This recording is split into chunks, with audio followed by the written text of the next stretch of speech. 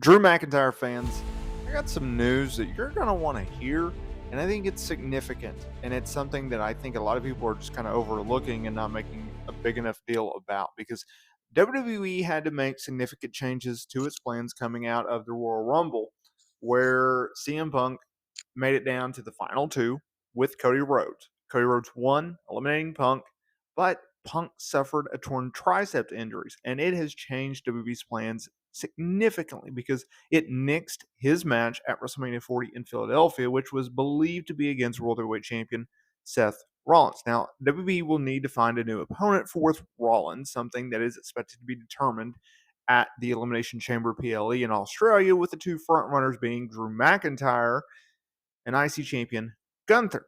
Now, Dave Meltzer noted something very interesting on Wrestling Observer Radio today. And it's something that's kind of been flying under the radar, but people just aren't paying attention to because Drew McIntyre is actually one of WWE's biggest stars under contract, certainly on the Raw roster, right? I understand that his reign as WWE champion, some people maybe won't give it as much credit as he should have gotten, considering that he was in the pandemic, considering he was working as the top champion, the workhorse, without doing so in front of a live crowd because of the pandemic. But Drew McIntyre's WWE reign was actually very solid. It was actually pretty good.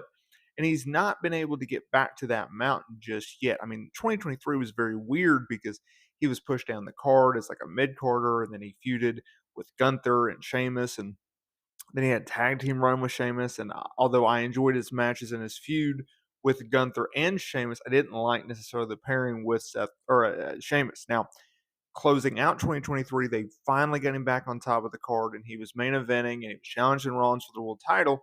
But according to Dave Meltzer, McIntyre still has not signed a new deal with the company, and his contract is slated to expire after WrestleMania. Now, on a recent episode of Monday Night Raw, during a promo segment, CM Punk, he came out, he confirmed that he has a torn triceps, and then they did a promo segment, and Drew McIntyre absolutely crushed his promo, talking about how he prayed that CM Punk would be injured, that he would not make it to WrestleMania, and that now he's going to be living out Punk's dream. Just phenomenal, phenomenal work.